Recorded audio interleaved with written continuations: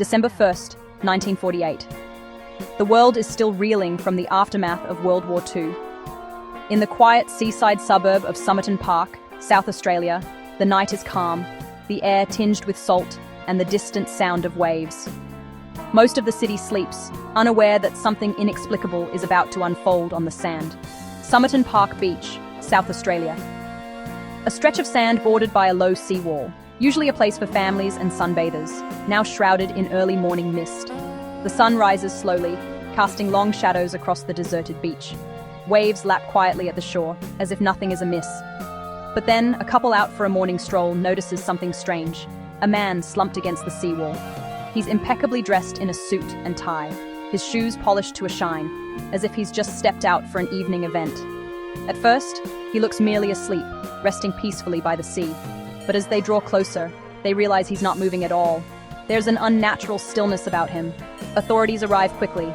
The man is dead, no visible wounds, no sign of a struggle, and nothing to identify him. He carries no wallet, no papers, nothing that hints at who he might be. Even stranger, every label has been carefully cut from his clothing.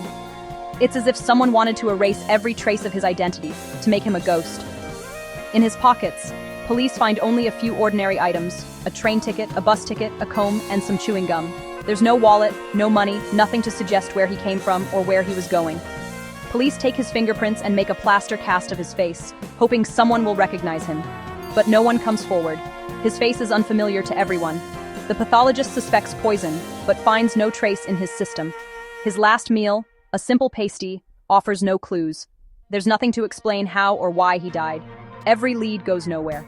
The man is a complete enigma. Police are left with more questions than answers, and the case grows colder by the day. The Somerton Man's mystery has just begun. Who was he? Why was he here? And why did someone want him to disappear without a trace? Months after the mysterious man's death, police meticulously re-examine his belongings, determined not to overlook a single detail. During this careful search, they make a surprising discovery: a secret pocket sewn deep inside the lining of his trousers, almost invisible to the naked eye. Hidden within is a tiny, carefully trimmed scrap of paper. On it, two enigmatic words are typewritten: Tamám Shud. The phrase is crisp, deliberate, and seems to have been cut out with purpose, raising more questions than answers. Experts are called in to analyze the phrase. They reveal that Tamám Shud is Persian, meaning "it is finished." The words are famously found at the end of the Rubaiyat of Omar Khayyam, a classic book of poetry known for its themes of fate and mortality. Realizing the significance, police issue a public appeal for any copy of the Rubaiyat, with its final page missing, hoping it might lead them closer to the truth behind the man's identity. Soon, a local man steps forward. He recalls finding a copy of the Rubaiyat months earlier, abandoned in the backseat of his car, which had been parked near the very beach where the body was discovered. The book's last page had been torn out. Investigators pore over the book and make another startling find: faint pencil markings in the back, almost invisible. There are 5 lines of seemingly random letters, arranged like a code, with one line crossed out, as if someone had made a mistake or changed their mind. The mysterious code is sent to top cryptographers and intelligence experts. Despite their best efforts, no one can crack its meaning. The code remains unbroken, adding another layer of intrigue to the case. The discovery of the book and the hidden code offers tantalizing clues, but instead of solving the mystery, they only deepen it, leaving investigators and the public alike grasping for answers in a case that grows stranger with every new detail. Theories swirl: spy or suicide. The mystery deepens. The secret pocket, missing labels, and code all suggest espionage. Others think it's a personal tragedy. Tamám Shud, as a suicide note, a final message.